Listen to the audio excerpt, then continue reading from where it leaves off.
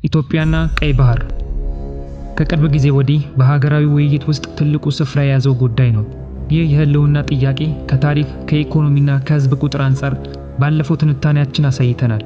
ዛሬ ደግሞ ትንታኔያችንን ወደ ላቀ ደረጃ ከፍ እናደርጋለን። ይህ ዊን-ዊን ስትራቴጂ ነው።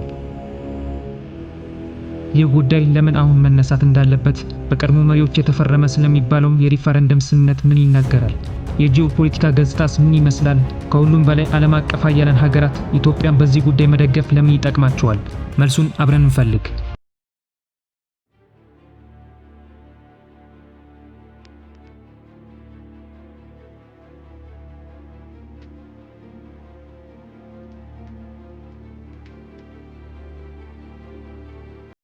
የቀድሞው ጠቅላይ ሚኒስትር መለስ ዜናዊና የፕሬዝዳንት ኢሳያስ አፈወርቂ የሰላም ስምምነት ፊርማዎች ኢትዮጵያን በኢኮኖሚ ማነቃቃት ለምን ግድ ሆነ?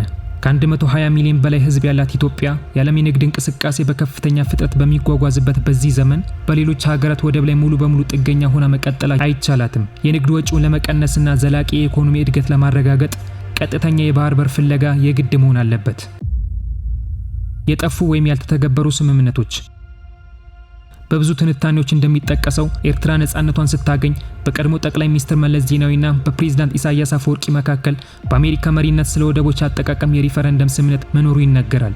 ይህ ስምምነት ኢትዮጵያና ኤርትራ የአሰብንና የምጽዋን ወደቦች በነፃነት የመጠቀም ፍቃድ ሊሰጥ የሚችል ድንጋጌ የያዘ እንደነበረ ማስረጃዎች ይጠቁማሉ። ይሁን እንጂ ከ1998 እስከ 2000 በነበረው ጦርነት ምክንያት ይህ ወሳኝ ስምምነት ተቋርጦ ወይም ተግባራዊ አልሆነም። ኢትዮጵያ ይህንን ታሪካዊ እውነት አንስታ ወደ ድርድር ጠረጴዛ መምጣት አለባት የምንለው ይህን ሀቃችን አጣቅሰን ነው። Assab was a free port. Massawa was a free port to Ethiopia. This was declared early 1991. የዓለም የባህር ደህንነት ስጋቶች ቀይ ባህር በቅርቡ የጸጥታ መደፍረስ ያጋጠመው ስትራቴጂካዊ የዓለም መስመር ነው። ኢትዮጵያ እንደ ትልቅ ቀጠናዊ ኃይል የባህር በር ተጠቃሚ ስትሆን የባህር ላይ ወንበዴነትንና የሽብር ስጋቶችን በመከላከል ረገድ አስተዋጽኦ እጅግ ትልቅ ነው። ይህ ደግሞ በሶማሊያ ያስመሰከርነው ጉዳይ ነው። በግልጽ አማርኛ ይህ የባህር በር በረከት ወደ እጃችን ቢገባ ከበረከቱ ተቋዳሾች በቀጠናው ያሉ ሀገራት እንዲሁም በይበልጥም ራሷ ኤርትራ ነች። የጂኦፖለቲካዊ ብልጽግና ለቀጠናው የኢትዮጵያ የቀይ ባህር ተጠቃሚነት የሁለቱ ሀገራት ጉዳይ ብቻ አይደለም። ለምስራቅ አፍሪካ ቀንድና ለባህር ማዶ ሀያላን ሀገራት ወሳኝ ብልጽግና ምንጭ ነው። ለቀጠናው የንግድ ፍሰት ማቀላጠፍ ኢትዮጵያ የምትጠቀመው የባህር በር መዳረሻ ለሌሎች የአፍሪካውያን ጎረቤቶችም እንደ ደቡብ ሱዳን አማራጭ መግቢያና መውጫ መንገድ የመፍጠር አቅም አለው። ይህ አጠቃላይ የክልሉን የንግድ እንቅስቃሴ ያነቃቃል።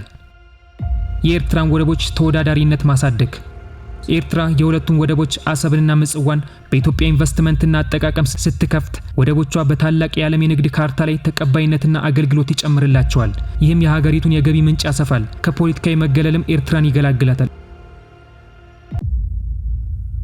የሚፈጸሙ በረከቶች የቀጠናው ሰላምና መረጋጋት በጋራ የኢኮኖሚ ጥቅም ላይ የተመሰረተ ትስስር፣ ለምሳሌ የባቡር መስመር ከኤርትራ ወደብ ጋር መገናኘት በኢትዮጵያና ኤርትራ መካከል ያለውን የሰላም ግንኙነት ዘላቂ ያደርገዋል።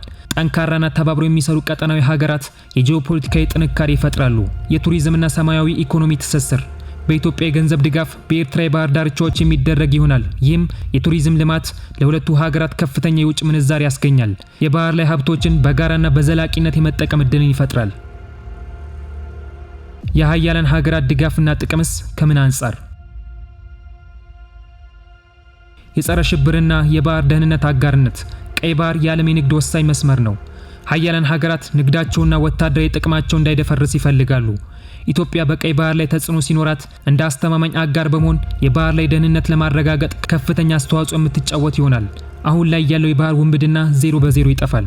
ይህ ደግሞ ለሀያላኑ ሀገራት ትልቅ እፎይታ ይሰጣል። ለምሳሌ አሜሪካና የአውሮፓ ህብረት የንግድ መርከቦቻቸው ደህንነት ይበልጥ የተጠበቀ እንዲሆን ኢትዮጵያ ሚናዋ ከፍ ያለ ነው። የቻይናና ሩሲያ የኢኮኖሚ ጥቅም ማስጠበቅ ቻይናና ሩሲያ በኢትዮጵያ ትልቅ የኢኮኖሚ ፖለቲካ ኢንቨስትመንቶች አሏቸው። ኢትዮጵያ ቀጥተኛ የባህር በር ስታገኝ ወደብ የመጠቀም ወጪና ጥገኝነት ስለሚቀንስ የሀያላኑ ንግድ ትርፋማነት በእጥፍ ይጨምራል።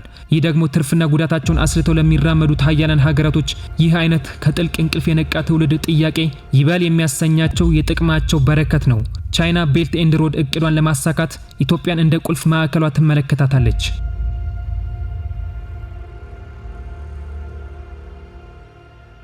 አህጉራዊ በረከት የጂኦፖለቲካዊ ሚዛን መጠበቅ።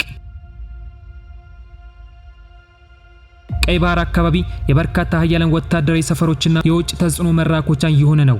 ኢትዮጵያ የቀይ ባህር ክልል ኃይል ተጠቃሚ ስትሆን ሚዛኑን የጠበቀ የኃይል አስተላለፍ በመፍጠር የቀጠናውን ነጻነትና ሉዓላዊነት ለማስከበር ነጻነትን፣ ሉዓላዊነትን እንዲሁም የአፍሪካ ህብረትን ሚናዋን ለእናንተ ውድ ተመልካቾቻችን ማስታወስ ለቀባሪ አረዱት ሊሆንብን ነው።